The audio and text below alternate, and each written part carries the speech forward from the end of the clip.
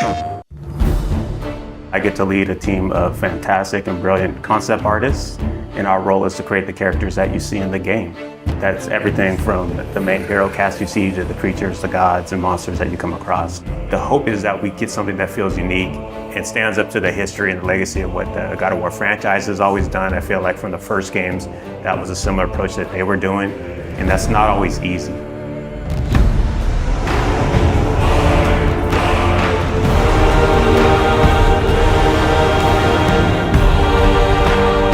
My name is Raf Grassetti. I'm the art director for God of War Ragnarok. Hi, my name is Marissa Coppert. I'm a character technical artist. Hi, my name is Angela Rico, and I am a senior character artist in God of War Ragnarok. Hi, I'm Della Longfish, and I am the lead of the character concept team at Santa Monica Studio. Come in. What in all yarns be the happened to him? As a character technical artist here at SMS, I rig most of the characters and props that you see throughout the world.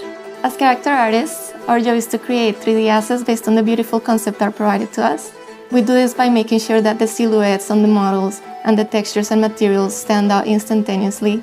So when you see our characters on the screen, we want you to almost like them immediately or have a connection to them to some extent before even interacting with them. As art director, I get the chance to collaborate with all the departments in the studio, from narrative to viz dev, because we want to make sure the factions feel correct, all the races belong to where they're supposed to be, like all the realms have very specific characteristics about them to make sure it all fits within the God of War universe. Sorry, one more thing.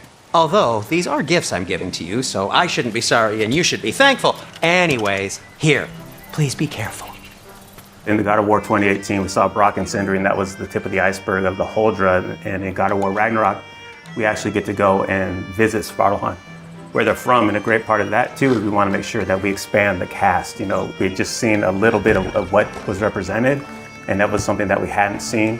Svartelheim is a beautiful place. There's a lot of different biomes. You go from wetlands to mountain springs, and took a lot of inspiration from hot springs, from the minerals that you find, a lot of colorful minerals, a lot of resources. So the dwarves being the races that they are, we knew we wanted to play on that as well. So you see their influence on Svartelheim on every corner. It's a realm where you're going to find a lot of water environments. There's quarries. It's a very industrial city. It's very organized, and you can see all the dwarves putting all the work into creating this great city where they live in. Knowing that they're blacksmiths, that was kind of reflected within their clothing. And you see that within the houses and every inch. We want to make sure that both the environments and characters had a cohesiveness that felt like every inch of it felt like it went together and was designed specifically by them. And again, that's something that we haven't seen in some of the other realms and is unique to these characters and their location. And the hope, it all goes together and creates a feeling within a realm that you're excited to see, feels unique, and really creates that sense of wonder where you want to go back.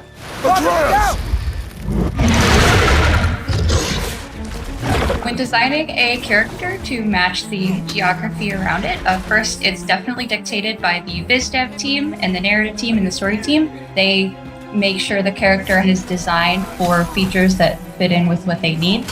When designing the Grims, we took a lot of inspiration from the environment. So we took a lot of inspiration from lizards, creatures that kind of belong to that environment. They have those big claws. There's small critters to the big ones, and really building up that race, making sure they kind of belong and that realm felt lived in and that ecosystem felt like very diverse. Making sure that it feels natural and believable is a big part that goes into the design elements. So our artist, Stephen Oakley, put a lot from the environment concepts that Luke Berliner and his team were doing and put a lot of those into actually the skin texture, even the bulk and volumes that you see in the characters. So it really does feel like not only do they belong in there, but you're able to see them and they stand out for the combat experiences with the character. Character design is all about storytelling. In the example of Durling, his design was really tailored to convey his own personality. He's a bookkeeper from Svartelheim, and because his job demands, he's very organized, he's very rigid, and he's a very play-by-the-rules kind of guy. But then in contrast, you have his friend. So when you see Durling connect with his pet, we see that he's not all just this rigid librarian guy, but that he's got a softer side to him. I do believe that we're all storytellers, no matter what we do, even in the tech side of things. I mean, we work to make these characters that then tell a story, and we can also kind of put those features and traits on our rigs. The prophecies say Fimbulwinter leads to Ragnarok. War is coming. Svartelheim, the dwarves, working with different races from different realms, so definitely seeing Ragnarok and the impact of that into the realm, it puts them into this position that's very interesting to see which side they take and things that they're building. So as you go through the level, you find out a lot more about this race and the political situation that is happening while Ragnarok and Fimbulwinter is taking place. Hey, dwarves! Oh. They're, running away. One thing that our hope is with the cast of characters within every realm is not that it's just enemies there to kill you. We want to feel believable and that there's a wide world out there, but we want to kind of plant these seeds within any cast of the realm that there's more outside of what you're playing, and we want the fans to feel like they can go back and really visit those areas and want to go explore. If the geysers and smell here are worse because of Fimbulwinter, maybe the earthquakes are too? Aye. Going into Svartelheim, I'm really excited for players to experience all the new races that lived in that realm, how they play. They play very different from anything we had before. There's wildlife, it's something that kind of goes unnoticed, but we took a lot of effort to make the realm feel believable.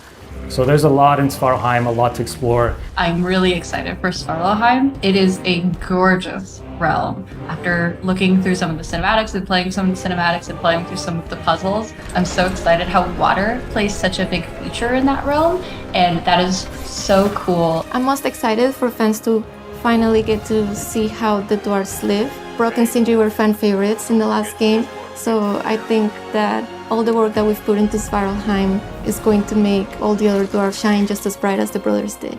The best part I have is turning on to YouTube and seeing all these call-outs and all the attention to detail that the fans pick up on. That's one thing that we keep in mind when we're designing characters, to make sure we do right by the fans. And knowing that all the work we put in will be seen and appreciated, that's not always the case, but our fans just get every little nook and cranny on that. And we love that, and we packed a lot of that in for this new cast, and we hope you guys get the same feeling with God of War Ragnarok.